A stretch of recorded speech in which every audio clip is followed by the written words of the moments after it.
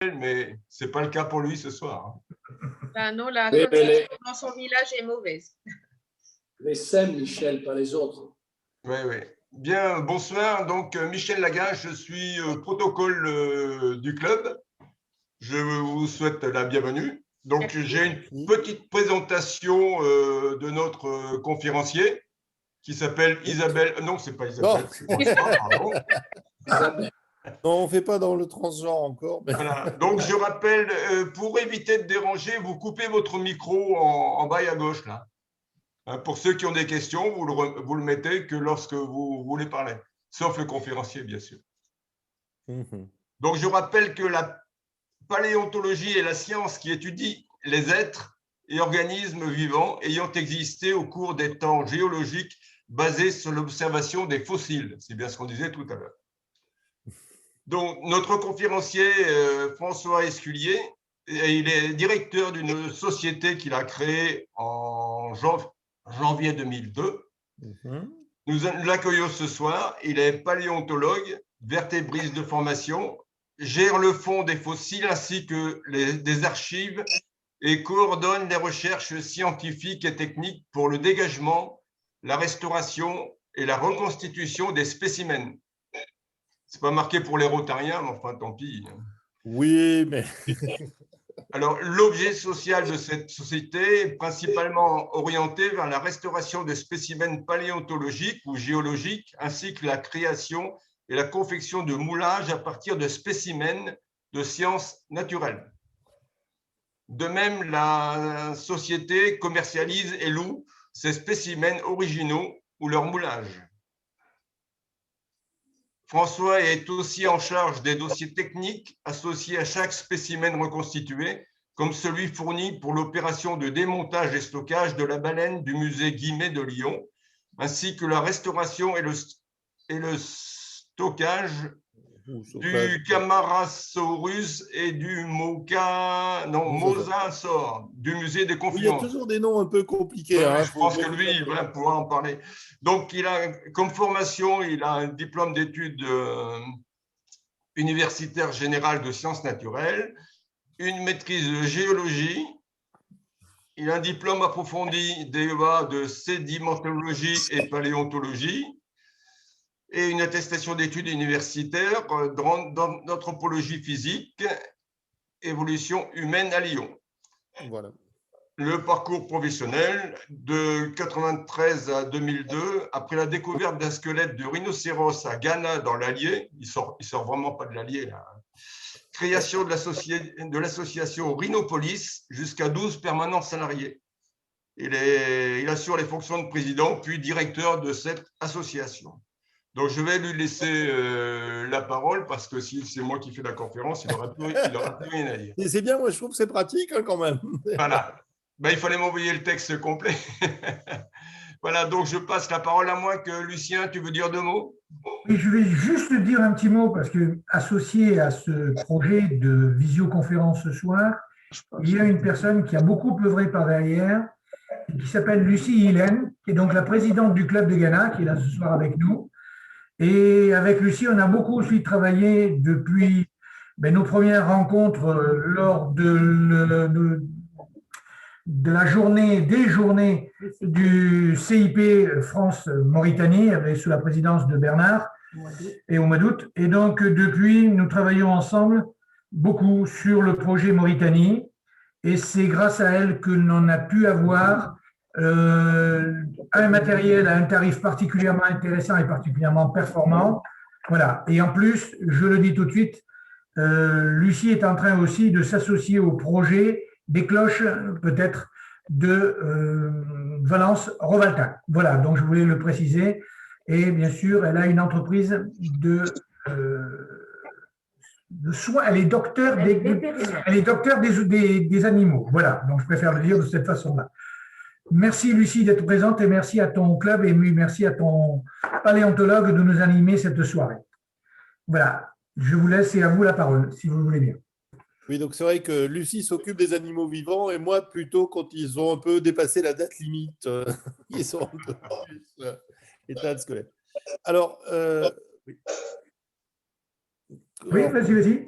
Oui, vous voulez que j'intervienne maintenant, donc. Oui, oui, oui, allez-y. Alors, c'est votre collègue à qui j'ai transmis le PowerPoint qui va le lancer ou... Oui, oui. D'accord. Comme ça, je vais commenter un petit peu les images. Alors, si vous voulez, c'est moi qui ai le PowerPoint. Voilà. Je peux le déclencher quand vous voulez. Vous faites un petit signe quand vous voulez que je passe à… Je vous dirai où, page suivante. Et c'est beaucoup mieux parce que c'est vrai que moi aussi, comme je suis dans le même secteur que Michel Berthuet, et on peut avoir des problèmes de coupure par moment. Voilà. Alors, voilà. Oui, voilà. Bon, là, effectivement, à travers les images que je vais vous montrer, on va aussi revenir un petit peu sur les différentes définitions qui ont déjà été évoquées et essayer de parcourir un petit peu l'histoire de la vie sur notre planète, tout en accent un petit peu pas mal sur la région Rhône-Alpes-Auvergne maintenant, puisque nos régions sont réunies, sachant qu'effectivement, j'ai basé une partie de ma vie quand même dans cette région, même si je suis né à Arcachon, que j'ai passé les premières 24 années de ma vie à Toulouse. Je suis arrivé à Lyon dans les années 84 pour après aussi arriver à Ghana en 93-94. Donc on va un peu survoler cette histoire de la vie en prenant appui le plus souvent possible sur les fossiles qu'on a découverts dans notre région ou des choses pour lesquelles on a travaillé pour notamment le musée des Confluences à Lyon. Donc voilà, donc je ne vais pas relire les textes qui sont ici, mais ça c'était une image qui a été prise au Maroc, qui est assez amusant, où il y a toute une industrie autour des fossiles, et le terme de fabrication des fossiles est un peu anecdotique. Mais les fossiles, on ne les fabrique pas, on les cherche, on les découvre, et on va les ressusciter en quelque sorte, et on va retrouver ces traces de vie disparues qui vont nous apporter tout un tas d'informations, aussi bien sur l'évolution de la vie sur notre planète, que sur les climats passés, voire sur les géographies du passé de la Terre. Voilà. On passe à l'autre image. Oui, voilà. Ça, c'est un petit peu pour situer le cadre temporel, c'est-à-dire que nos vies humaines, c'est maximum autour de 100 ans. La Terre, c'est 4 milliards 400 millions d'années. Tout autour de ces temps qu'on appelle les temps géologiques, il y a une première période qui est très très longue où il ne se passe pas grand-chose, qui est le précambrien, jusqu'à 550 millions d'années. Puis après, c'est les temps géologiques proprement dit qu'on connaît le plus parce qu'il y a le plus de fossiles, c'est-à-dire que la vie va exploser à ce moment-là et va laisser ses traces dans les sédiments, avec l'ère primaire qui va s'arrêter vers 250 millions d'années, l'ère secondaire qui est le temps des dinosaures, que tout le monde connaît à travers les films ou des visites dans les musées, qui s'achève vers 67 millions d'années, et l'ère tertiaire qui se poursuit de nos jours avec l'ère quaternaire, qui est l'ère de l'homme, dont on parle tous les jours à travers les effets de notre activité. Voilà, donc on ne va pas détailler un petit peu tout ça, on va passer à l'autre image, l'image d'après. Donc aussi, pour qu'un animal se fossilise, c'est un phénomène exceptionnel. C'est-à-dire que la plupart du temps, un animal ou une plante va être détruit après sa mort, soit il va être chassé et mangé, soit des nécrophages, et il faut des conditions exceptionnelles pour qu'il puisse se retrouver préservé, enfoui généralement par les sédiments. C'est-à-dire qu'effectivement, pour qu'on trouve des fossiles, il faut qu'il y ait de la vie. La vie, c'est souvent autour de l'eau, que ce soit la mer, les lacs ou les rivières. Et cette eau aussi, parfois, peut provoquer la mort des animaux par des inondations ou des empoisonnements des eaux en mer avec des proliférations d'algues qui vont asphyxier les organismes, les êtres vivants, qui vont aller donc au fond de l'eau et, si les conditions sont favorables, vont être enfouis plus ou moins rapidement, et permettant ainsi des conservations plus ou moins complètes ou plus ou moins exceptionnelles. Dans cette image, vous avez un poisson fossile qui vient de carrières qui sont pas très loin de Byblos, au Liban, et on a un poisson entier du début de la tête. Est-ce que vous voyez quand il y a la flèche ou pas? Oui. D'accord. Oui. Donc vous avez la tête, Oui. vous avez toutes les écailles, la colonne vertébrale. C'est aussi un dégagement. Les fossiles du Liban sont aussi connus depuis très longtemps, puisque même dans l'histoire de Saint-Louis par Joinville, il lui est rapporté que quand le roi était à Sidon, on lui amenait une pierre merveilleuse, que quand on l'ouvrait en deux, on trouvait un poisson à l'intérieur de la roche. La nature même des fossiles n'est pas arrivée d'un jour. L'homme est un animal curieux, qui est apparu il y a 6 millions d'années, mais qui est un animal dont la survie dépend de son observation de la nature, ne serait-ce que pour manger, on est omnivore. Et petit à petit, effectivement, la notion de fossile s'est mise en place à travers notre image. Les premiers fossiles qu'on retrouve collectés par l'homme, on les trouve déjà dès le Paléolithique, avec des pendeloques, avec des ammonites, avec des trilobites qui ont été ramassés comme objet de curiosité, sans en comprendre la vraie nature, mais qui ont attiré l'œil de l'homme. Par la suite, à travers la civilisation, le progrès des sciences et tout, les hommes se sont aperçus qu'il y avait des roches bizarres dans les montagnes et tout, qui rappelaient des coquillages. Au départ, ils en ont fait des jeux de la nature. Après, ils ont même pensé que c'était le diable, mais comme le diable était moins doué que Dieu, il ne pouvait pas faire des êtres vivants, il faisait que des ébauches d'êtres, mais qui ne vivaient pas. Et petit à petit, on est arrivé à la notion que les fossiles étaient des restes d'animaux qui ont vécu dans le passé de la Terre, du temps où les roches qui les renferment n'étaient pas dures, mais étaient des sédiments meubles, du sable de rivière, de la vase de marécage. Et c'était un jésuite du XVIe siècle, Nicolas Sténon, qui avait fait cette première constatation avec un livre qui s'appelait, bon, je ne vous fais pas le titre en latin, mais le titre, la traduction française, c'est « Explication de la nature de solide à l'intérieur de roches solides ». Parce qu'effectivement, les restes de coquillages étaient durs et on les trouvait dans des roches dures. Mais ça, il fallait l'expliquer. Et lui avait fait la première approche en disant que ces coquillages étaient au départ des coquillages comparables aux coquillages qu'on trouve sur les plages actuellement ou dans les mers, et que le sable des plages était ce qui allait devenir des roches sédimentaires par la suite. Voilà, bon, on va passer à l'autre diapo, parce que là, on pourrait parler pendant des heures. Les fossiles, c'est aussi les traces des êtres vivants, des organismes. Ça peut être les traces de pas. Par exemple, on a une dalle où on voyait des traces à 3 doigts, qui sont des traces de pas de dinosaures, et qui viennent de Lozère, donc de la bordure du Massif central. Ça peut être les traces de reproduction. Ici, on a une ponte, c'est des œufs de dinosaures, et cette ponte est visible au musée des Confluences à Lyon, puisqu'on avait fait la préparation pour eux. D'autres traces sont amusantes. On a aussi ce qu'on appelle des coprolites, qui sont en fait des déjections fossilisées. Voilà. Et c'est toutes ces informations, tous ces fossiles par leur nature, que ce soit des morceaux d'animaux ou de plantes, que ce soit des êtres entiers, que ce soit leurs traces de déplacement ou d'activité, vont nous renseigner sur leur vie passée et permettre comme ça de reconstituer l'histoire de la vie sur notre planète. L'autre image. Voilà, alors on a parfois aussi des fossiles très exceptionnels. Tout le monde connaît les mammouths congelés du permafrost de Sibérie, et c'est vrai qu'on en trouve de plus en plus, ça dégèle un peu, ou des insectes dans l'ambre. Ici, on a une libellule, vous voyez, les yeux sont là, les pattes, on a le corps, et on a les ailes qui sont ici. Ça, c'est des choses exceptionnelles. On verra tout au long de l'exposé d'autres exemples de fossilisation exceptionnelle. L'autre image. Ça, on reprend maintenant un peu les temps géologiques, parce que je vous ai dit, effectivement, la Terre a 4 milliards 400 millions d'années, mais c'est quelque chose d'énorme, c'est-à-dire que même un géologue ou un paléontologue a du mal à expliquer le temps. Alors déjà, c'était même Saint-Augustin, quand on lui posait la question « Est-ce que vous connaissez le temps ?» Il disait « Oui, je connais le temps », et si on lui demandait de l'expliquer, il disait que je ne peux pas l'expliquer. Ces temps, ces millions d'années, ces milliards d'années, c'est quelque chose d'énorme, un petit peu aussi comme c'est du même ordre de grandeur que les dimensions de l'astronomie, quand on a la lumière d'une étoile qui a mis des millions, voire des milliards d'années-lumière pour parvenir jusqu'à nous. Donc, c'est avec ça qu'il faut raisonner et effectivement imaginer tous ces mondes passés. C'est vrai que pour revenir sur l'Antiquité ou même les derniers 2000 ans, c'est difficile de concevoir l'évolution si vous pensez que la Terre n'a que 6000 ans. 6000 ans, c'est une échelle humaine. 4 milliards d'années, c'est autre chose. Il peut se passer énormément de choses, effectivement, et partir d'être unicellulaire pour arriver jusqu'à nous. Et l'histoire de l'univers, c'est près de 15 milliards d'années.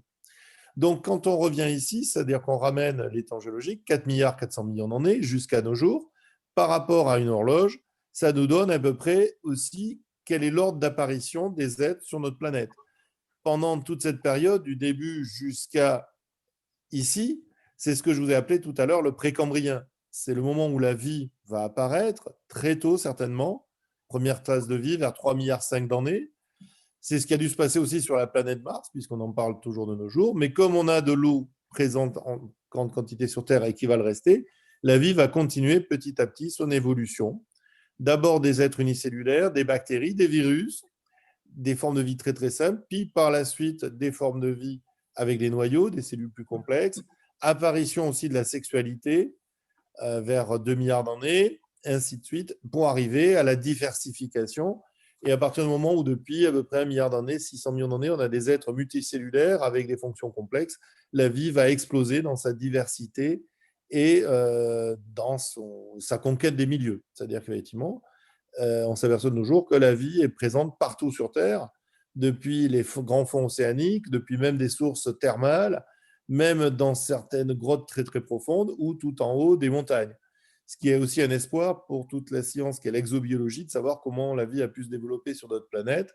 On est trop souvent tendance à considérer que le milieu de vie, c'est le milieu où nous vivons, mais il y a des grandes quantités de milieux de vie. L'autre image, voilà, pour reprendre un peu ça. Puis c'est vrai que j'essaye de voir un temps pour que vous ne soyez pas quand même endormis par tous ces temps rapidement. Voilà.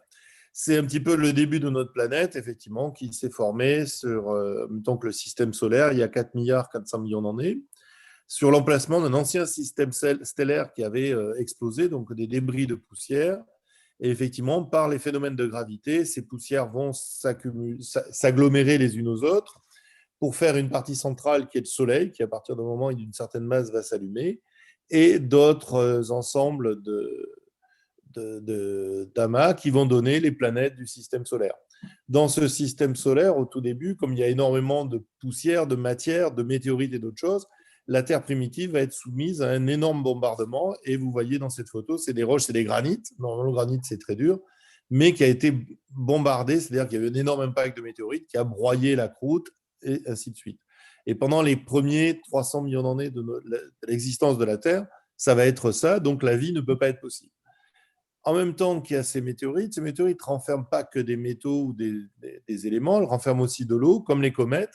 Et cette eau, en fait, une partie certainement de l'eau sur Terre est d'origine, vient de l'espace, et donc va enrichir notre planète en eau.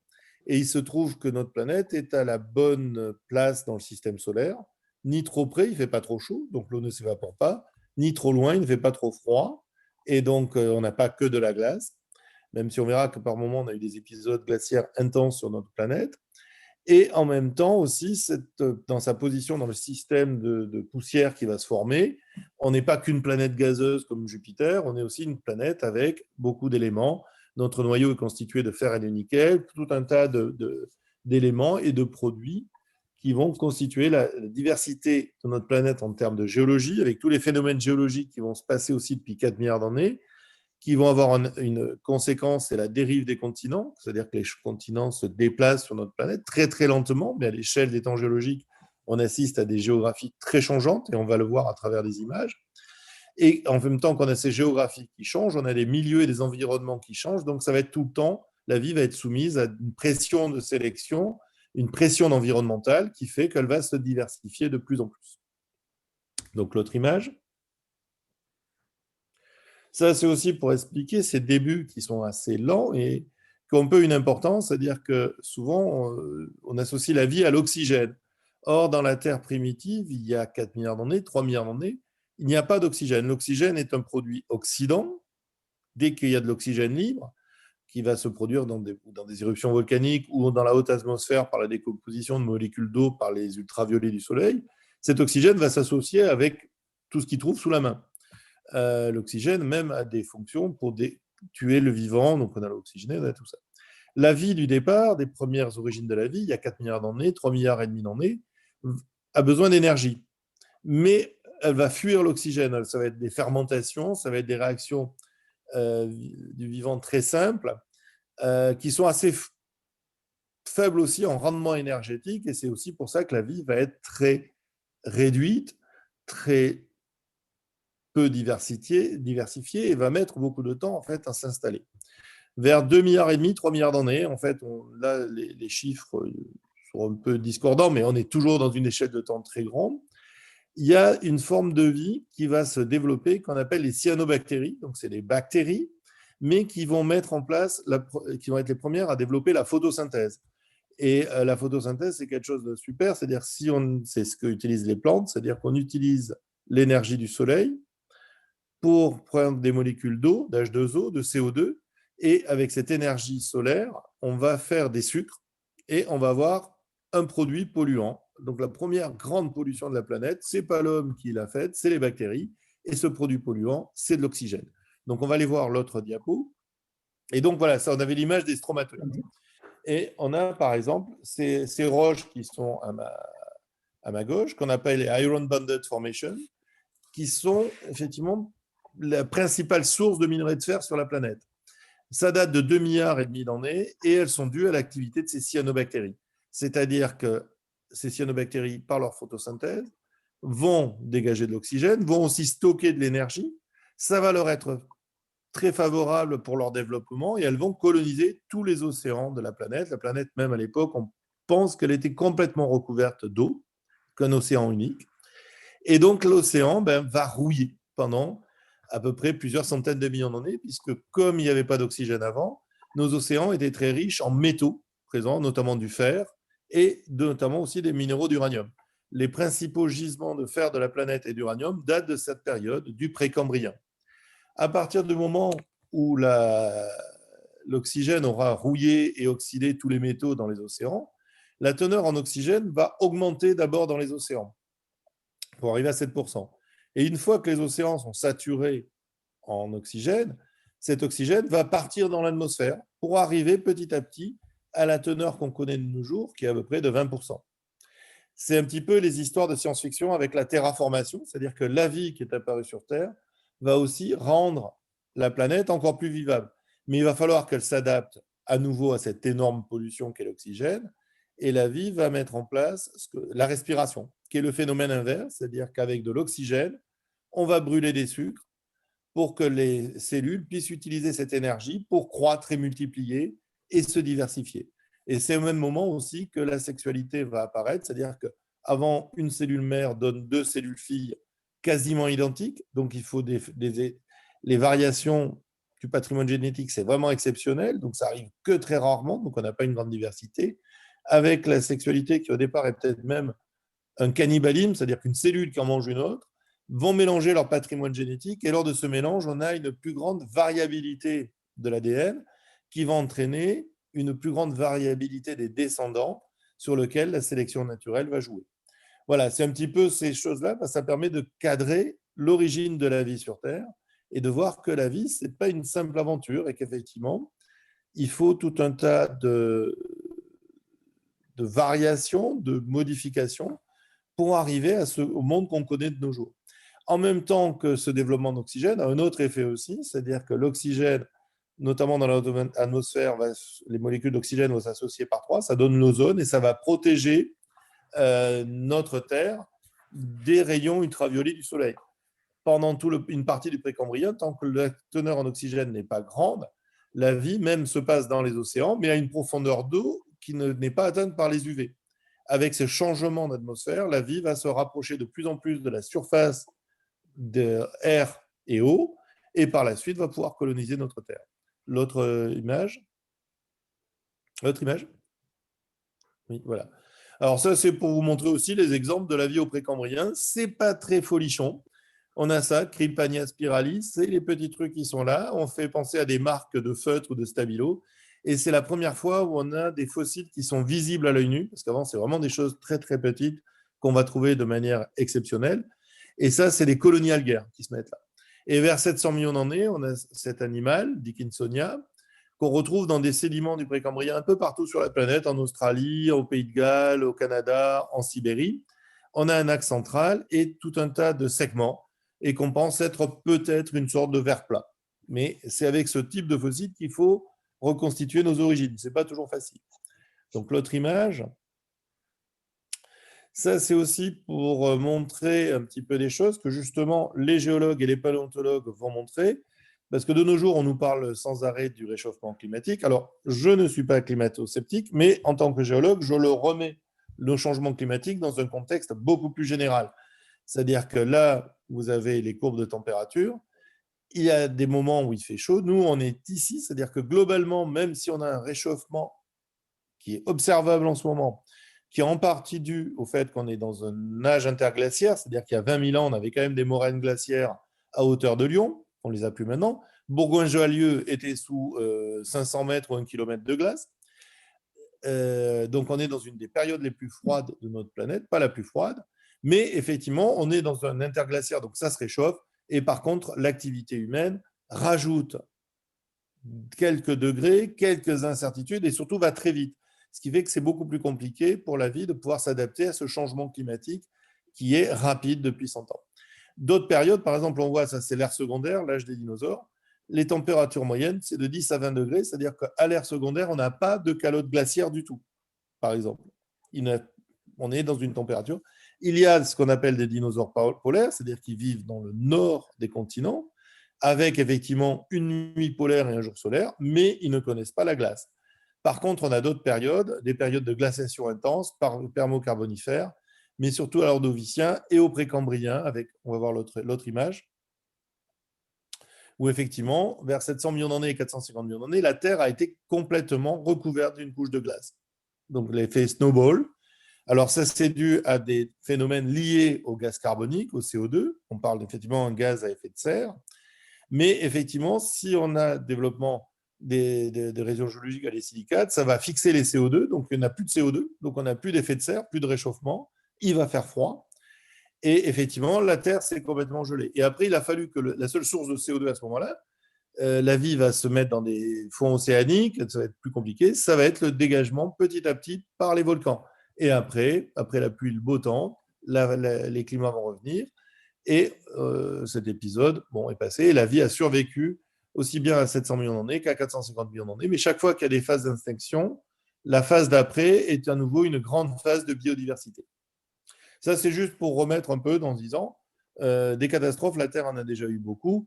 Et comme je dis habituellement, l'homme est une catastrophe naturelle parmi tant d'autres.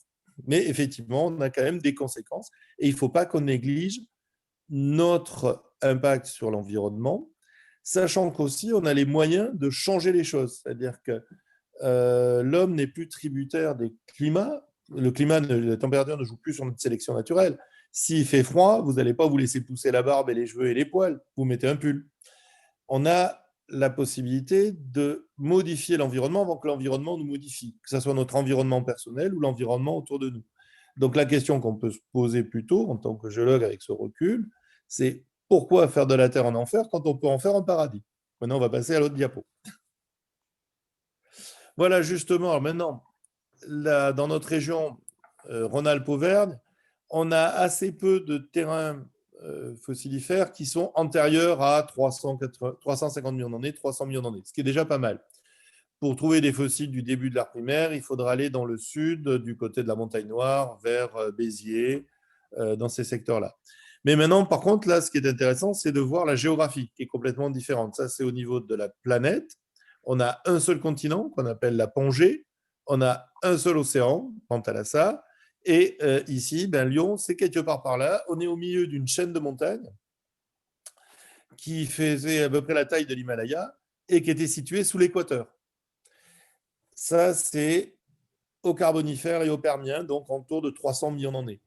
À ce moment-là, la vie s'est développée sur Terre, les sorties des océans vers 400 millions d'années, petit à petit. Ça a mis un peu de temps pour coloniser les terres, d'abord les plantes, et vers la période carbonifère, c'est associé au charbon. Et donc, parce qu'effectivement, sur cette chaîne de montagnes sous l'équateur, qui est chaud et c'est très humide, va se développer d'immenses forêts de fougères géantes qui vont se retrouver entraînées par les pluies, par leur histoire même, soit dans des dépôts à l'intérieur des vallées de la chaîne de montagne, soit dans les dépôts en bord de mer, et qui vont donner les gisements de charbon. Les gisements de charbon du nord d'Angleterre ou du nord de la France sont situés dans ce bras de mer intérieur. Ceux de Rhône-Alpes-Auvergne et d'ailleurs sont situés à l'intérieur de la chaîne de montagne. Et à la fin du Carbonifère, vers 300 millions d'années, il y a un étage géologique qui va être défini, notamment à Saint-Étienne, donc l'autre image qui montre une mine de charbon. Ça, c'est une mine de charbon dans l'Allier. Et effectivement, on a les gisements de charbon exploités à Saint-Étienne, qui datent de 300 millions d'années, vont donner l'étage géologique qui s'appelle le Stéphanien. L'étage géologique qui le suit juste après, les conditions ont un peu changé. On n'a pas de charbon, mais on a des schistes bitumineux qui ont été exploités à Autun et qui vont servir à définir l'étage géologique de l'Autunien qui lui fait suite.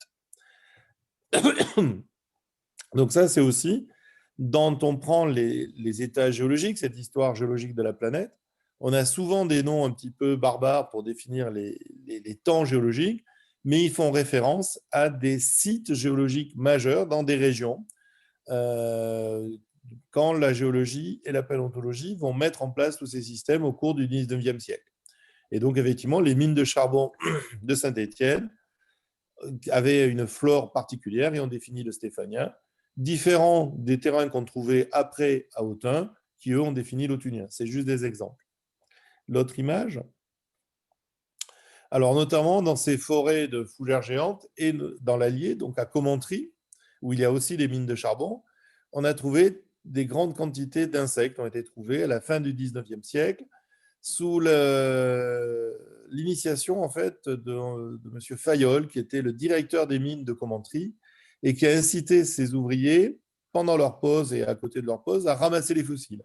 Et il a pu ainsi recueillir comme ça d'énormes collections d'insectes avec, on a des blattes, Antracoblatina gigantea, elles font entre 5 et 15 cm de long, et on a aussi une libellule qui est la Meganora, qui est la plus grande insecte qui ait jamais existé sur Terre, qui faisait 70 cm d'envergure. À l'époque, il n'avait pas de concurrent, il n'y avait pas d'oiseaux, et donc effectivement, les insectes vont se développer et proliférer. Pendant que dans les marécages, on va avoir des poissons, qu'on va voir après, et des amphibiens, des animaux qui vont commencer à sortir hors de l'eau. Voilà, donc en fait, alors souvent on se plaint nous parce qu'on a des blattes. Alors, juste pour préciser une petite anecdote, les blattes du Carbonifère sont apparues chez nous quand on était sous l'équateur, et les ancêtres de l'humanité, les australopithèques et les préhommes, sont apparus en Afrique sous l'équateur. On a la même origine. C'est-à-dire que si on veut vraiment se débarrasser des blattes, il faudrait mettre le thermostat sur moins 15 et pas vivre avec des températures chaudes qui sont si favorables. Donc l'autre image, ça c'est pour montrer quelques petits fossiles qu'on trouve par chez nous aussi et qui vont donner aussi le nom. C'est-à-dire que je vous ai parlé des états géologiques, le stéphanien, l'autunien, il y en a toute une flopée, donc je ne vais pas vous ennuyer là-dessus. On y reviendra d'ailleurs avec 2-3 exemples après. Mais pareil pour les fossiles. Comme on dit toujours, les sciences naturelles, c'est l'art d'insulter la nature en latin et en grec. Mais en fait, ce n'est pas souvent ça, c'est souvent pour rendre hommage à un lieu ou à quelqu'un. Par exemple, ce petit poisson avec ses écailles très développées a été trouvé à côté de Bourbon-l'Archambault, d'où son nom de Bourbonella, c'est le nom de genre, et par un naturaliste de Moulins, aujourd'hui décédé, qui était Louis Guillot. Et donc, on lui a rendu hommage à la région avec Bourbonella et à Monsieur Guillot parce qu'il avait trouvé le gisement avec ces poissons. L'autre spécimen qui est ici, c'est une sorte de petit requin qui fait une vingtaine de centimètres avec des aiguillons très développés. Donc là, le nom de genre ne fait pas référence à une localité, mais à l'apparence de cet animal avec acanthodes, donc avec dire de acanthe, qui est les épines. C'est un requin à épines. Et par contre, le nom d'espèce a été dédié au Bourbonnais avec Bourbonensis. Voilà, c'est un peu pour expliquer les nomenclatures qu'on va retrouver dans la géologie et la paléontologie. L'autre image, l'image d'après. Alors ça, c'est un petit peu des fouilles qu'on fait. Oh, oui. Voilà, si vous pouvez revenir sur celle d'avant. Voilà, donc souvent on imagine que pour chercher des fossiles, il faut creuser des grands trous. Non, non, ça c'est un des gisements qu'on fouille dans le nord de l'Allier, à côté de Bourbon-l'Archambault. Et effectivement, on a la prairie et on va creuser et les couches fossilifères sont juste là. Donc on a les strates, sont superposées comme les feuillets d'un livre et on va les ouvrir pour trouver notamment ces petits animaux. On a la tête qui est ici, la colonne vertébrale, les pattes et l'empreinte de la peau. Et pourtant, c'est un petit amphibien qui a 280 millions d'années. On a une préservation assez exceptionnelle. Ce n'est pas l'ancêtre des grenouilles. Au contraire, ce type de petit amphibien qui vivait au Carbonifère et au Permien va donner les reptiles modernes qui vont, eux, se libérer du milieu aquatique et partir à la conquête du monde et donner tout un tas de choses après, les dinosaures, les oiseaux et puis nous-mêmes. L'autre image. Oui, vous pouvez pas.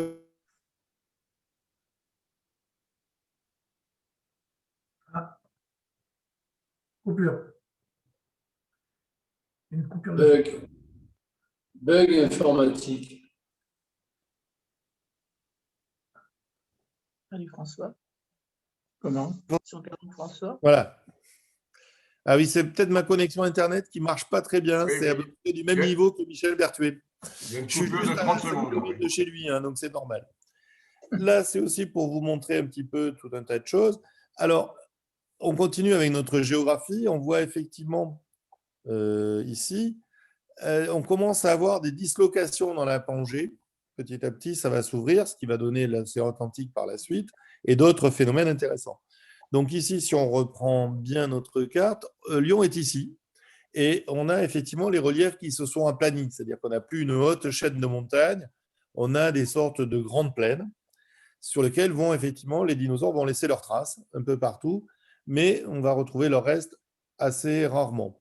Il n'y a pas de gisement de dinosaures en Rhône-Alpes-Auvergne significatif. Il y a bien un gisement pas loin de chez vous, de Bourgoin-Jallieu, à Serein, où on a eu aussi des traces de pas de dinosaures carnivores qui ont marché sur les berges d'une mer à l'époque. Voilà, donc l'autre image. Voilà. Là, on arrive sur, effectivement, on précise un petit peu. Donc voilà, donc où est-ce qu'on est déjà? Nous, on est ici. Ça, c'était au début du Trias qu'on avait cette chose-là, mais à l'ère Jurassique, eh bien, effectivement, Lyon est sous la mer. On est ici. Là, on a le Massif central qui est une sorte d'île sur lequel, effectivement, les dinosaures vont se balader, mais vont laisser leur trace.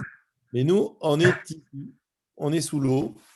Vous voyez aussi la dislocation du continent qui continue de se poursuivre, avec l'Eurasie qui se détache du Gondwana.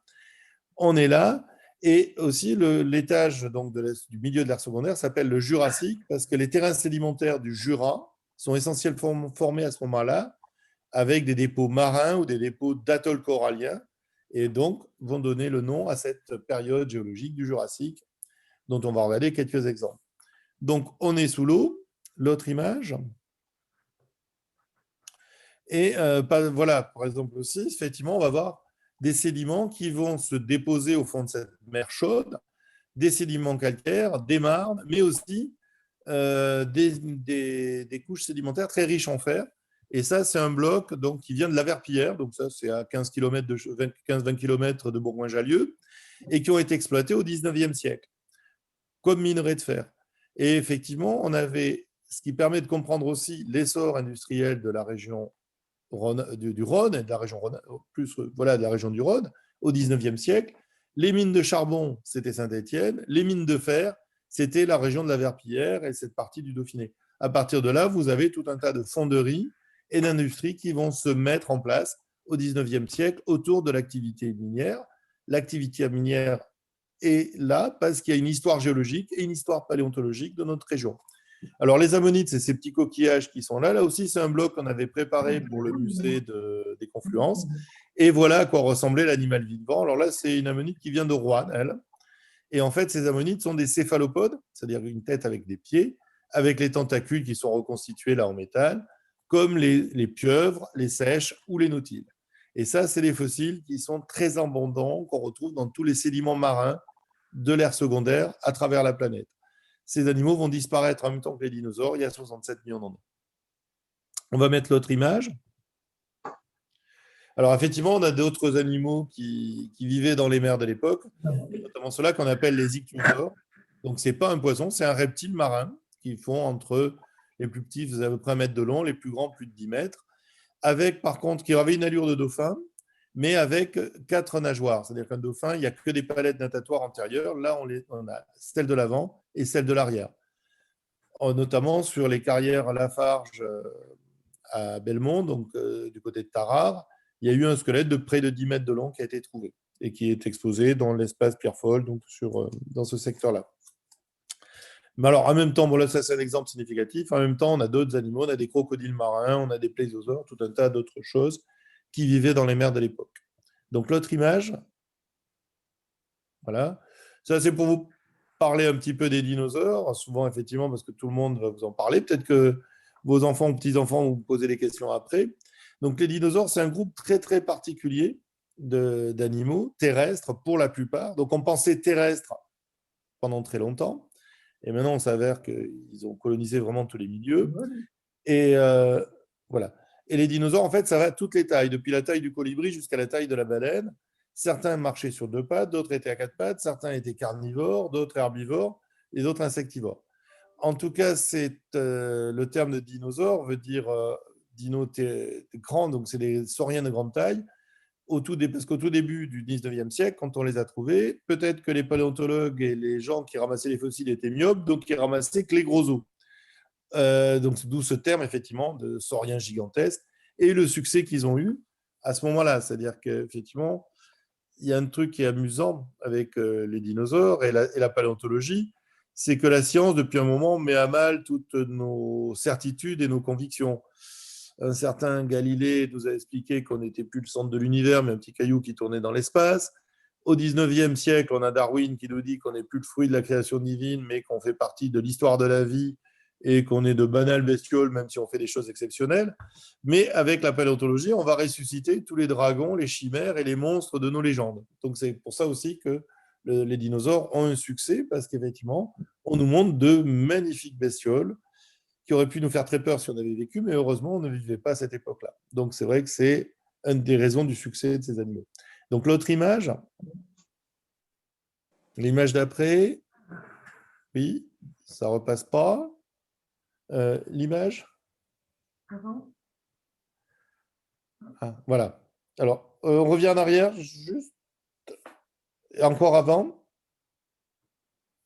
Voilà, donc ça, c'est justement de ces squelettes. Oh, la connexion est éteinte. Ça, c'est le spécimen de Camarasaurus qu'on a préparé pour le musée de Lyon. Et ici, ça, c'est mon ami Olivier Merle qui est à côté, qui est quand même un ancien international de rugby, l'homme ennemi, qui fait quasiment 2 mètres de haut. Et ça vous donne une idée de la taille de cet animal.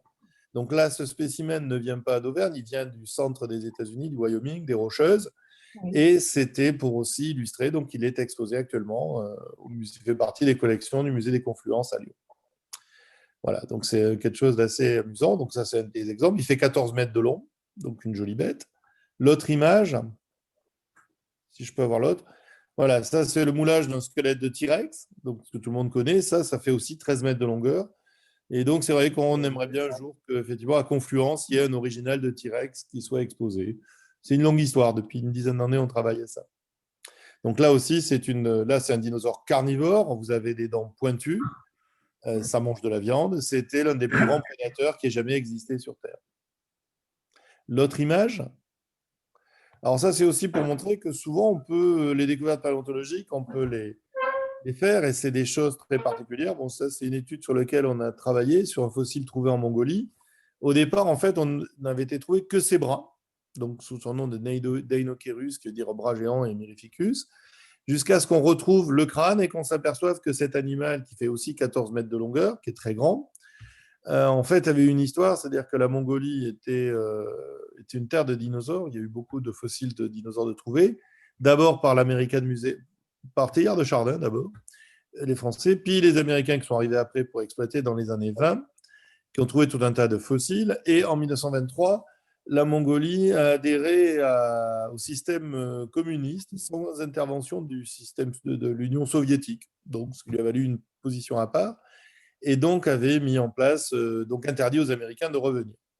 Dans les années 70, Rickenbarsbold, dont le nom est ici, avait fait des fouilles avec une paléontologue polonaise. Donc, on était en pleine guerre froide, donc effectivement, les Occidentaux n'allaient pas en Mongolie, et avait trouvé des bras géants de cet animal, donc baptisé Deinocheirus mirificus. Au début des années 90, c'est l'effondrement du système soviétique. La Mongolie est lâchée et livrée à elle-même. Les Américains sont revenus. Bon, ils ont fait des tas de choses. Puis il y a eu question de survie de la part des Mongols. Ils ont à ce moment-là dispersé des fossiles et vendu des fossiles à droite à gauche. Et il y a une dizaine d'années, Phil Curry et d'autres paléontologues ont fait des fouilles en Mongolie et ont trouvé un animal. Ils ont trouvé son corps, pas les bras, mais les pattes arrière, mais pas les pieds, et une grande partie du squelette de cet animal en pensant que c'était Deinocheirus.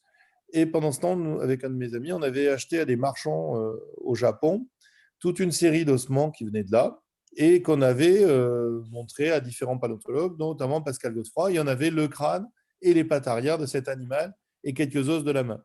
Et en fait, il s'est avéré que ces ossements allaient avec le squelette, c'est-à-dire qu'on a pu reconnecter des os. Et donc, on a fait tout un travail avec tous nos confrères coréens, japonais, belges, canadiens et surtout mongols. Et on a pu rassembler tous les éléments, faire la description et montrer à quoi ressemblait cet animal, qui était un dinosaure carnivore, avec des très très grandes griffes très pointues, mais qui ne mangeait en fait dans son estomac n'a que des petits morceaux de poisson. Et ce dinosaure, en fait, on pense qu'il était amphibie, comme un autre qu'on verra après. Donc voilà, on va passer à l'autre image. Et on reviendra après un peu sur ces dinosaures. Donc effectivement, on commence à s'apercevoir que les dinosaures n'étaient pas tous terrestres, mais certains aussi vivaient dans l'eau, avaient un comportement aquatique. Là, c'est aussi sur d'autres découvertes. Donc, c'est un squelette qui a été trouvé en Allemagne, dans du calcaire lithographique. Il y a ces carrières de calcaire lithographique pas loin de chez vous, donc à Serein. Pour le moment, on n'a toujours pas trouvé cet animal-là. Et son squelette, c'est-à-dire que si on pouvait voir le crâne en détail, il y a des dents. La main, c'est une main à 3 doigts avec des griffes très développées, comme un dinosaure carnivore.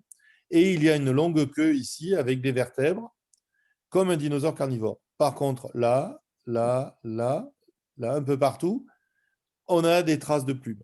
En fait, c'est un des plus vieux oiseaux qui date de 140 millions d'années et qui présente un caractère un petit peu mixte entre les dinosaures et les oiseaux. Alors, cette idée des dinosaures et des oiseaux proches parents, elle existe depuis près de 150 ans, puisque c'était même Huxley, qui était un collègue de Darwin, qui avait déjà mis en évidence cette relation. Et on avait dit, ben, les oiseaux descendent des dinosaures. On a trouvé un chaînon manquant qui illustre la théorie de l'évolution avec l'Archéoptérix. Mais les oiseaux, c'est très particulier. Ça vole, ça a des plumes. Et ce qui caractérise le groupe des oiseaux, c'est la plume. Donc, on va aller sur l'autre image. Ça, c'est d'autres études qu'on a faites avec toujours tout un tas de collègues, donc Pascal Godefroy, dans l'est de la Chine, dans le Liaoning, où il y a des gisements exceptionnels. C'est-à-dire que l'Archéoptérix que je vous ai montré précédemment, en 300 ans d'exploitation des calcaires de calcaire lithographique en Allemagne, dans le sud de l'Allemagne, en Bavière, qui servaient à faire d'abord l'impression litho, mais après maintenant faire tous les dallages autour des piscines, on a trouvé 14 squelettes. Les Chinois ont trouvé des gisements sédimentaires de ces mêmes périodes liés à des volcans qui ont asphyxié et tué tout le monde.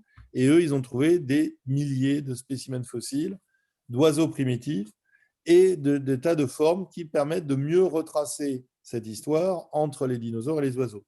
Donc ça, c'est notre petit squelette, et effectivement, qui par son anatomie montre déjà qu'on est plus encore vers les oiseaux modernes et qui va nous apporter plus d'informations. Donc l'autre image aussi qui est intéressante, c'est un autre spécimen. Donc effectivement, on a les oiseaux et les dinosaures qui sont très proches, et pareil, toujours dans ces marchands qui avaient sorti des fossiles de Mongolie, on a pu récupérer un nouveau spécimen qui est ici, qui est tout petit, qui fait à peu près une cinquantaine, le bloc fait à peu près 40 cm de long, et qu'on a étudié au synchrotron à Grenoble, donc avec Paul Taforo, et qui s'est avéré être quelque chose de nouveau.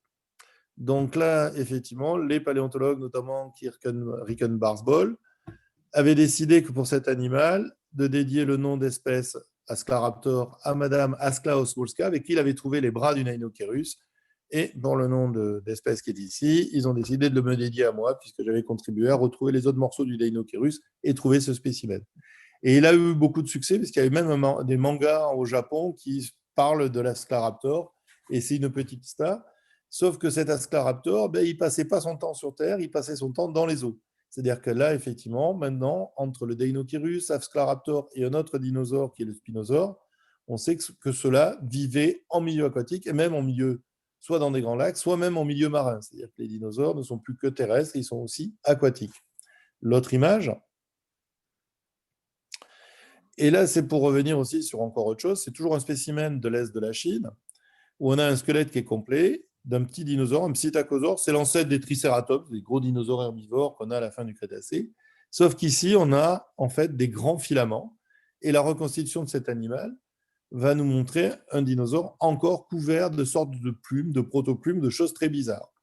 Donc, on va sur l'autre image qui vient après. Voilà. Ici, vous avez, ça c'est un peu la façon de représenter les paléontologues, l'arbre, la généalogie et la biodiversité des dinosaures. Les oiseaux sont ici, il y a des plumes. Pendant un moment, on va trouver des plumes chez les dinosaures carnivores qui sont ici. Les paléontologues ne vont pas trouver ça anormal, vont dire ben oui, les oiseaux descendent des dinosaures carnivores, il est normal que la plume commence à apparaître avant. Mais une plume très simple, c'est-à-dire plus une plume qui est une excroissance en fait de tégument et qui va servir à protéger du froid. Sauf que mon psittacosaure, qui a des plumes, il est là aussi. très proche du tricératops, très très loin des oiseaux. Si on a des plumes, où est-ce qu'il va mon truc ? Si on a des plumes ici, c'est qu'on a des plumes là, c'est qu'en fait, tous les dinosaures, potentiellement, pouvaient avoir des plumes comme les oiseaux. Donc, si la plume caractérise les oiseaux, les dinosaures n'existent plus, ce sont tous des oiseaux. Et ce groupe qu'on appelle dinosaures, en fait, a été très important pendant tout l'ère secondaire, a eu une diversité exceptionnelle, puisqu'on le trouve dans tous les milieux, le milieu terrestre, mais aussi le milieu aquatique, avec certaines espèces, ou le milieu aérien, avec les oiseaux. Et donc, quand vous mangez du poulet, en fait, vous mangez du dinosaure. Tous les dinosaures n'ont pas disparu à la fin du Crétacé. Certains sont parvenus jusqu'à nous. C'est tous les oiseaux qu'on connaît de nos jours. L'autre image. Voilà. On continue toujours de se rapprocher dans le temps. Ça, c'est à la fois, on est vers 100 millions d'années. Là, c'est dans les carrières du Liban, là où je suis en train de fouiller. Là, c'est un poisson-ci qui est là. Chaque fois s'y retrouver. Hein. Donc, l'Auvergne est ici. La région, on est toujours en partie sous l'eau. Et le Liban, c'est quelque part par là, avec une mer qu'on appelait à l'époque la Tétis.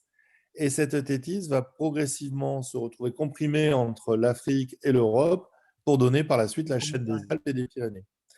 L'autre image, voilà. Et ça, c'est un fossile aussi important. Alors après, il y aura peut-être une... Je ne sais pas si j'ai laissé la vidéo.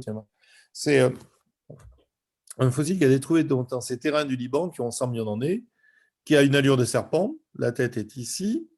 On a tout le corps qui est là. Et là, il s'était cassé avant la fossilisation. On l'a ici. Et ici, en fait, on a un segment. C'est-à-dire que ça, c'est le fémur, le tibia et le péroné et son pied. Et ça, c'est le chaînon manquant entre les serpents, les varans et les serpents. Là aussi, ça permet de retrouver ce qu'on appelle effectivement les missing links, les chaînons manquants, qui permettent de retracer les différents jalons de l'évolution. L'autre image.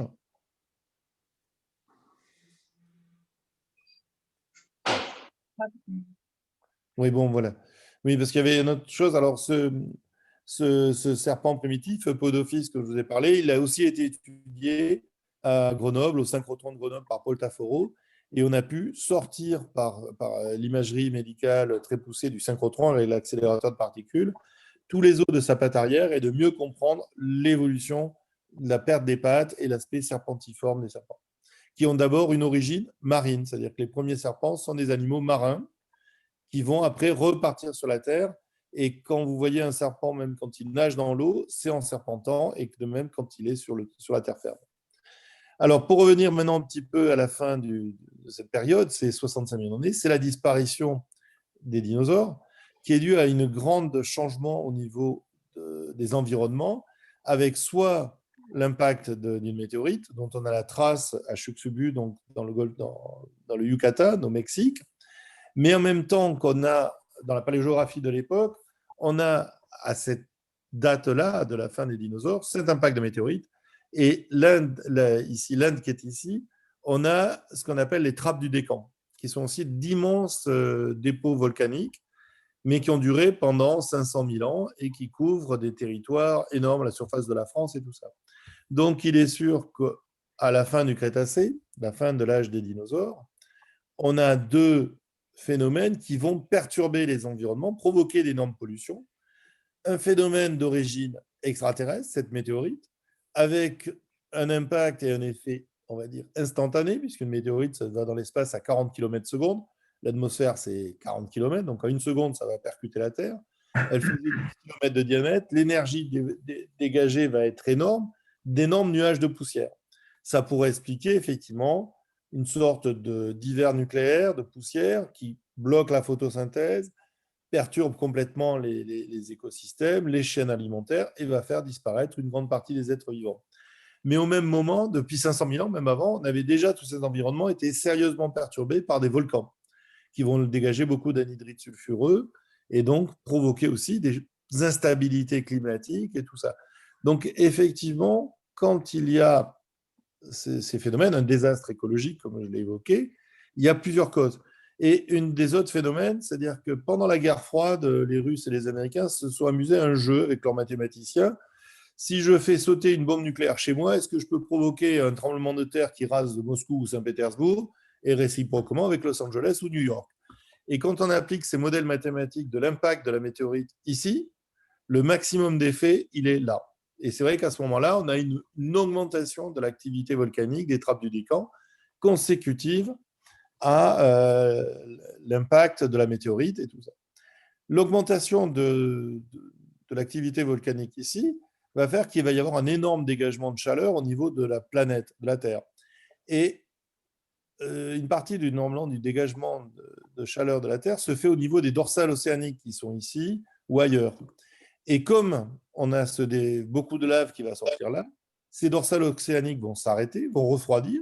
Si elles refroidissent, elles vont s'effondrer.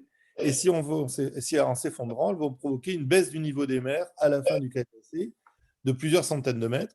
Et toutes les zones que vous voyez en clair, qui sont des zones épicontinentales, de mer peu profonde, là où il y a le plus de vie, vont se retrouver asséchées. Les continents vont se retrouver augmentés. Et donc, effectivement, on va avoir à la fois une continentalisation des climats énorme.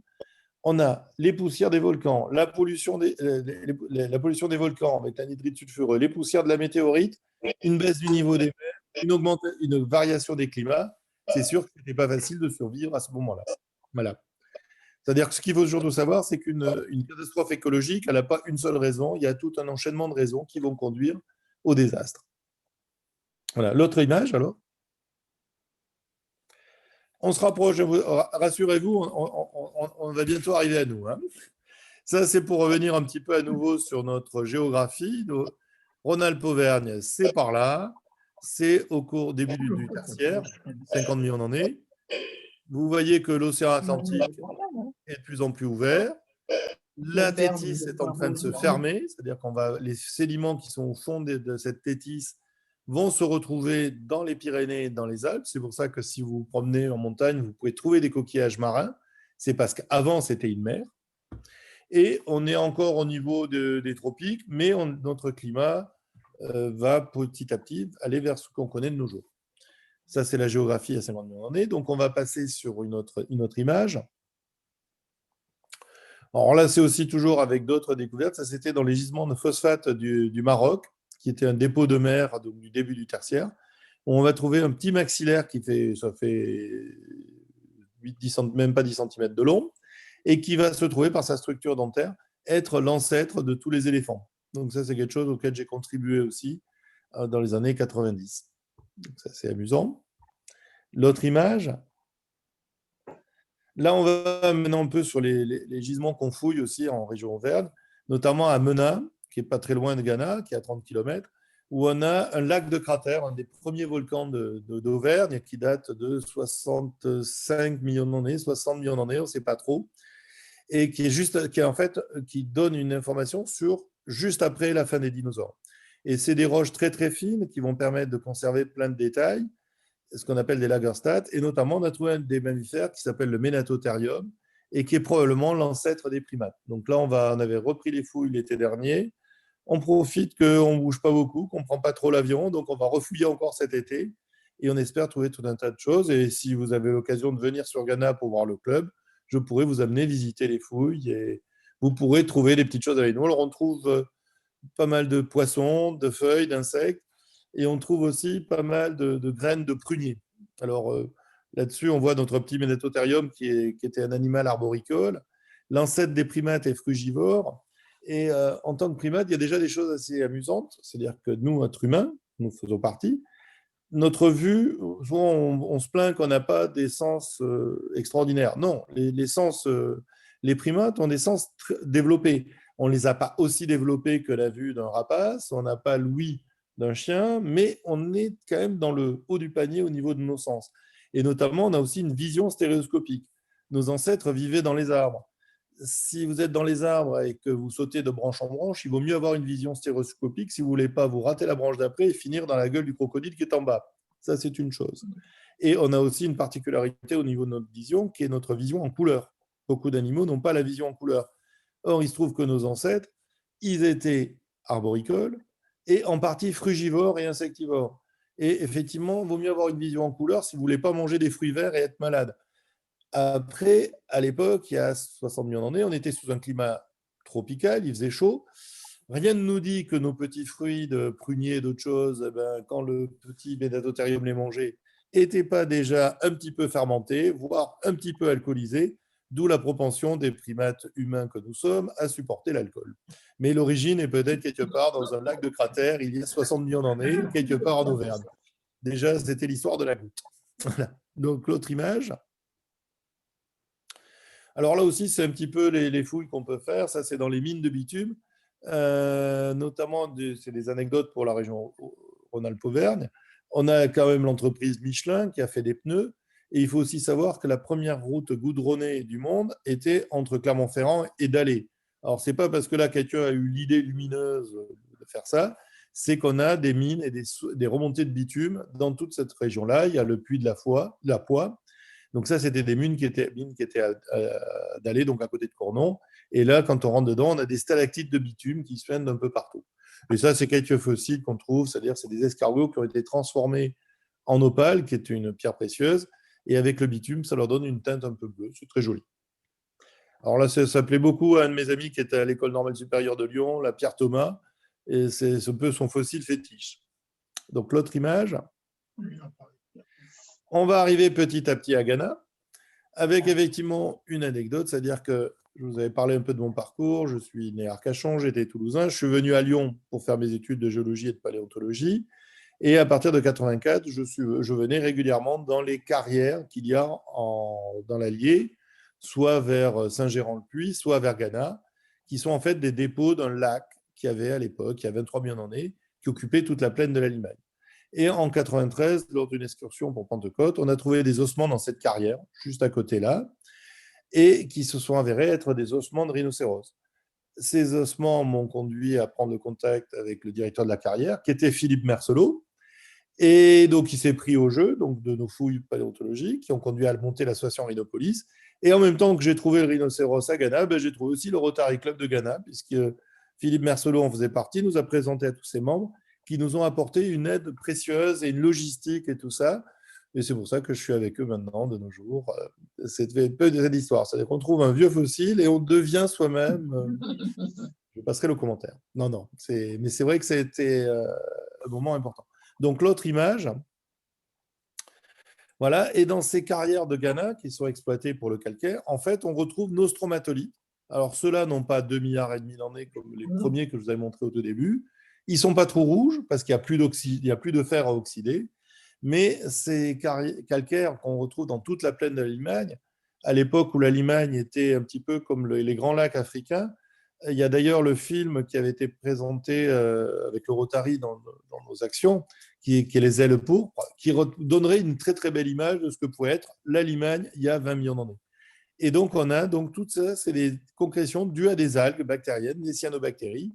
Et les géologues ont appelé ça les calcaires concrétionnés en chou-fleur parce que ça rappelle des choux-fleurs. Donc l'autre image. Et donc on va trouver tout un tas de fossiles aussi qui vont témoigner de climats différents. Alors ça, c'est des larves d'insectes. Vous avez la tête qui est ici, les antennes. Parce qu'en même temps qu'on a les stromatolites, ces cyanobactéries, on va avoir plein de tubes d'insectes. C'est les traîne-bûches et les porte-bois qu'on trouve dans les ruisseaux. On va trouver aussi des squelettes, des restes de crocodiles, ce qui témoigne quand même qu'on n'avait pas le même climat que toujours. Voilà, l'autre image aussi. On va trouver aussi beaucoup de restes d'oiseaux. Il y en a pas mal d'exemplaires qui sont dans les collections d'ailleurs de l'Université de Lyon et du musée des Confluences, du musée de Lyon, l'ancien musée Guimet, puisque les paléontologues lyonnais, Viré et puis d'autres, se sont passionnés pour les fossiles de Limagne et donc faisaient des fouilles régulièrement. Donc on trouve les oiseaux. Alors les oiseaux, c'est très rare de les trouver parce que les os sont très fragiles, ils sont très fins et pneumatisés. On trouve aussi des œufs. On parlait des traces de reproduction. Donc l'autre image. Puis on trouve des tas de fossiles d'autres animaux. Alors ça fait à peu près une trentaine de centimètres de long. C'est vrai que l'allure, ça a une allure un peu de lièvre, sauf que les dents rappellent des dents de chameau et la main à 4 doigts rappelle celle d'un cochon. Donc à l'époque, en Auvergne, la spécialité, c'était le civet de cochon-chameau. Mais bon, on ne sait pas quel goût ça aurait, puisqu'ils ont disparu, eux, il y a 15 millions d'années. Donc l'autre image. Alors ça, c'est aussi des fossiles. Alors celui-là, on vient de Crimée, mais on trouve dans les terrasses sédimentaires de Limagne, donc vers 20 millions d'années, ce petit animal. Au départ, on avait pris ça pour une loutre, mais maintenant, à la fois par la structure de son oreille interne et le fait que sa queue est très courte, on pense, et on peut même affirmer, que c'est l'ancêtre des otaries et des phoques, des pinnipèdes. Et c'est vrai que c'est intéressant parce que le Bourbonnais a livré les rois de France, mais il a livré aussi l'ancêtre de toutes les otaries, les phoques de la planète. Il y a quand même des réussites, hein, parfois, dans le Bourbonnais et en Auvergnat. C'est pas si reculé que ça, hein. Et ça, c'est un autre pinnipède plus récent du Miocène, donc avant d'Ukraine, maintenant de Crimée, qui lui est beaucoup plus proche des pinnipèdes actuels. Là, c'est vraiment un chaînon manquant entre des carnivores mustélidés et les pinnipèdes actuels. Donc l'autre image. Alors je reviens un petit peu sur mes rhinocéros de Ghana, puisque c'est quand même grâce à eux que je suis à Ghana et au Rotary Club de Ghana. Donc on a leur crâne. Et effectivement, toujours, je veux parler des noms des animaux. On l'appelle Diaceratherium et Ghanatincé. Ghanatincé parce que des spécimens ont été trouvés à Ghana en grande quantité. Et les plus anciens ont été trouvés déjà au tout début du 19e siècle. Et quand je suis arrivé à Ghana, donc j'ai eu des réunions avec le maire et tout, et je leur dis, mais il y a déjà le rhinocéros de Ghana qui est au Muséum de Paris. Et effectivement, comme tout le monde, et puis c'était pas trop à la mode à l'époque, maintenant c'est à la mode, tout le monde revendique ses découvertes locales. Le maire de Ghana m'a dit, ah, les Parisiens nous ont volé notre rhinocéros. J'ai dit, non, c'est pas tout à fait vrai. Bon, ça c'est la publication qu'il y avait eu sur ces rhinocéros. Et tout en bas, mais on ne le voit pas, il y a un alinéa en disant que le muséum a acheté ce squelette remarquable aux ouvriers de la carrière de Ghana pour 500 francs or. Donc, tout n'est pas volé. Et donc, on a ce crâne qui est ici, que lui on avait trouvé, et c'est des rhinocéros qui n'avaient pas de cornes. Donc, en fait, les cornes du rhinocéros, c'est du poil et de la peau séchée, ça ne se conserve pas. Mais pour que le crâne supporte une corne plus ou moins imposante, il faut que les os soient renforcés et qu'il y ait des structures pour irriguer la corne, ce qui n'est pas le cas ici. Mais par contre, moi, je m'interroge maintenant sur le nom du genre. Parce que si on enlève ça, si on a Aceratherium, Cera, c'est la corne, A, c'est privatif, donc ça veut dire mammifère à corne, sans corne. Mais le dit, on a toujours du mal à savoir. Je pense que soit le paléontologue de l'origine ne maîtrisait pas le latin, soit il avait bu trop de 5%. Mais mammifère à corne, 2 fois sans corne, ça ne veut rien dire. Comme quoi, ce n'est pas toujours très logique le nom des animaux. Il y a un autre animal qui s'appelle Diceratherium, parce qu'il a 2 cornes, mais Diaceratherium, donc 2 fois sans cornes, ça reste encore une énigme de l'appellation scientifique. Donc l'autre image. Alors là, c'est pour revenir aussi sur le côté ghanatois avec une autre anecdote, parce qu'à Ghana, on a une sainte, la sainte de Ghana, qui s'appelle Saint Procule. Donc, avec effectivement une sainte céphalophore. En fait, elle était promise au seigneur de Rodez. Elle a préféré Dieu, donc elle a fui Rodez et son prétendant pour venir se réfugier à Ghana. Il n'était pas content du tout. Il est venu la retrouver. Elle n'a pas voulu le suivre. Il lui a coupé la tête.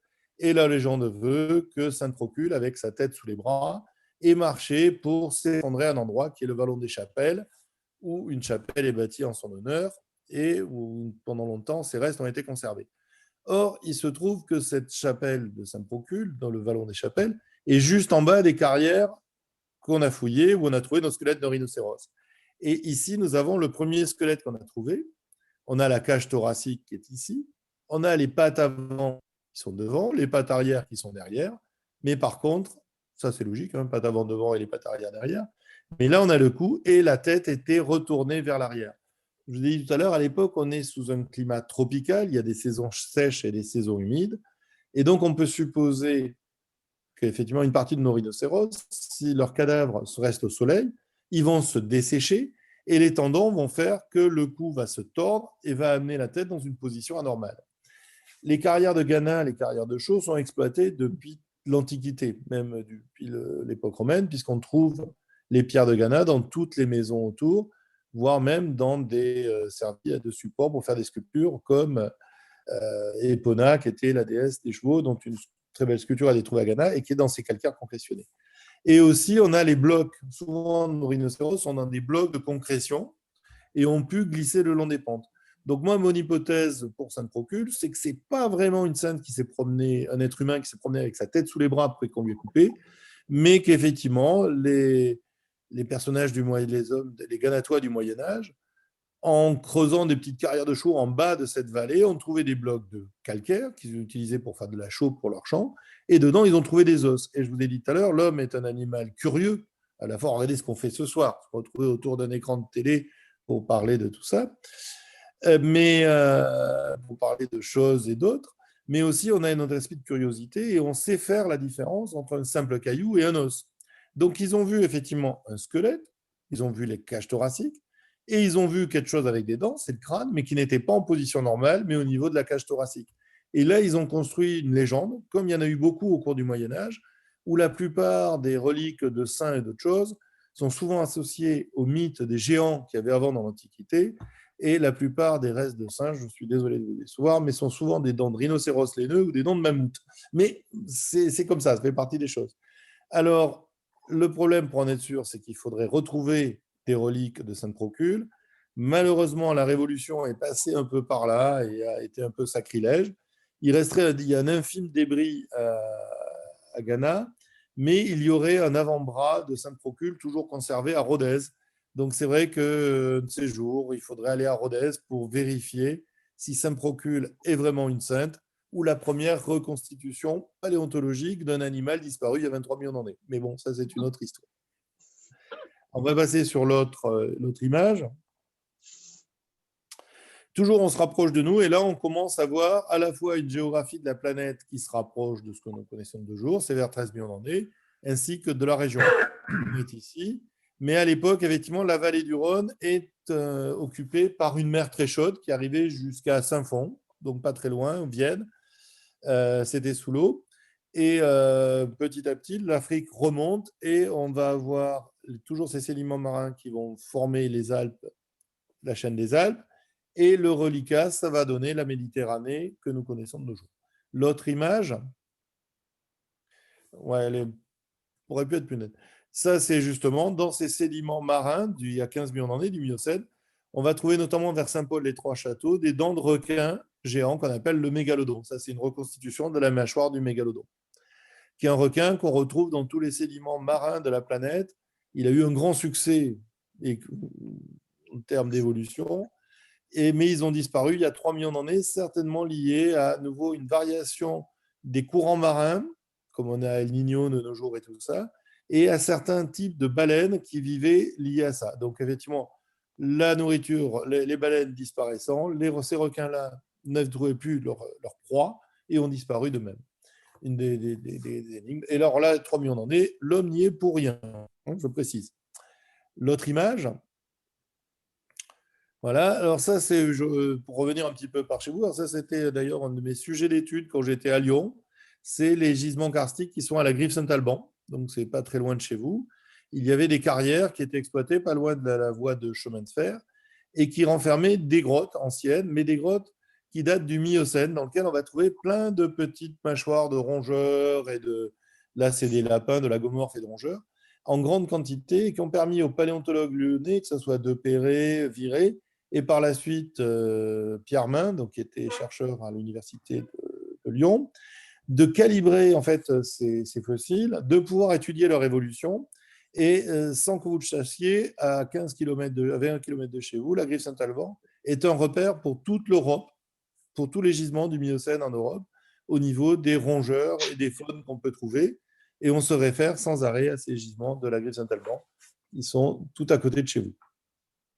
Alors l'autre image, parce que bon, les lapins c'est bien, mais c'est pas toujours ça, et notamment dans ces karstes de la Griffe, il y a un animal très curieux qui a été trouvé. Il n'y a pas que des petites bêtes, il y a des grosses bêtes. Il y avait du mastodonte, des rhinocéros, des dinothériums, qui est un éléphant très bizarre. Et on avait un animal qui s'appelle le calicotère. Ça, c'est son crâne qui est ici. Et un crâne a été trouvé à la Griffe et des éléments d'un squelette. Et en fait, c'est un cousin des chevaux. C'est un périssodactyle, proche d'un équidé, mais qui avait cette allure d'un gorille. Donc un animal très, très particulier, qui vivait donc en Europe et en Afrique, voire aussi en Amérique du Nord au cours de l'Oligocène et du Miocène, et qui va disparaître sans laisser de traces il y a à peu près 2-3 millions d'années.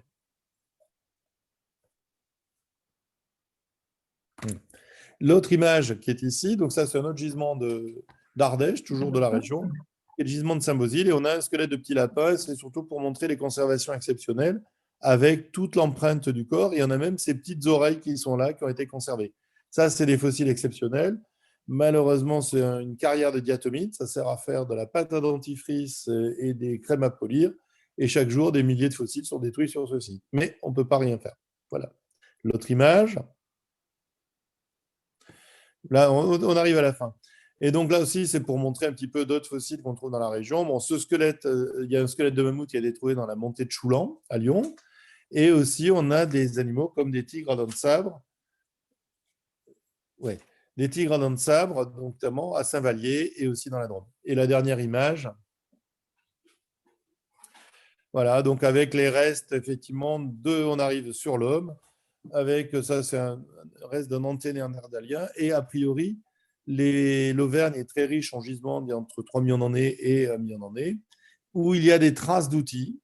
Donc, il y a quelqu'un qui est venu se balader. Et bien avant la gueule et les couteaux de tiers, on a des outils qui datent d'environ 2 millions d'années, 1 million d'années en Auvergne.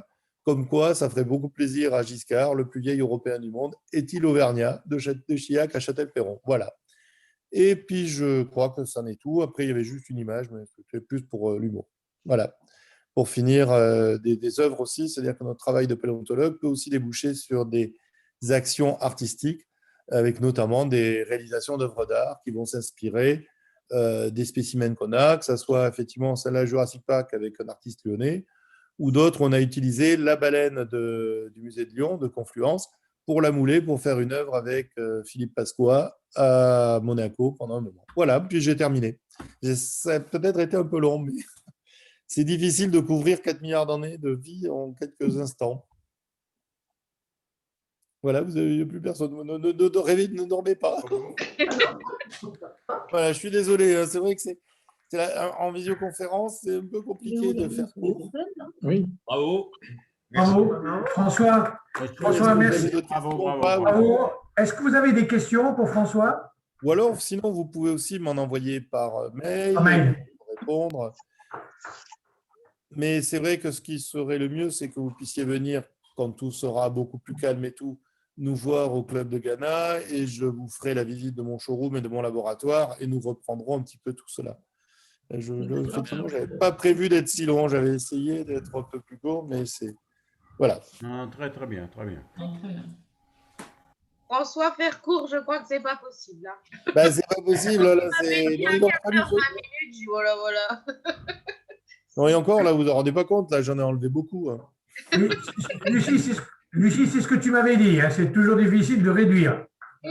Mais je crois que c'est très intéressant. C'est vrai que j'aurais dû… Mais là, c'est vrai que notre région Auvergne est très riche en beaucoup de gisements sur lesquels j'ai fouillé pas mal, parce que là, maintenant, j'ai un certain nombre d'années d'existence aussi, que ce soit le gisement de Saint-Bosile, la Griffe Saint-Alban, la Verpillière, puis tous les gisements maintenant d'Auvergne, qui sont très importants. Et chacun, en fait, est un élément de cette histoire. Donc, c'est les pages d'un livre qu'on ouvre. Et malheureusement, ce livre nous pose plus de questions qui va nous permettre d'en résoudre. C'est un petit peu ça. Le but de la science, ce n'est pas de répondre aux questions qu'on se pose, mais de se découvrir de nouvelles questions auxquelles on n'avait pas pensé. Plutôt ça.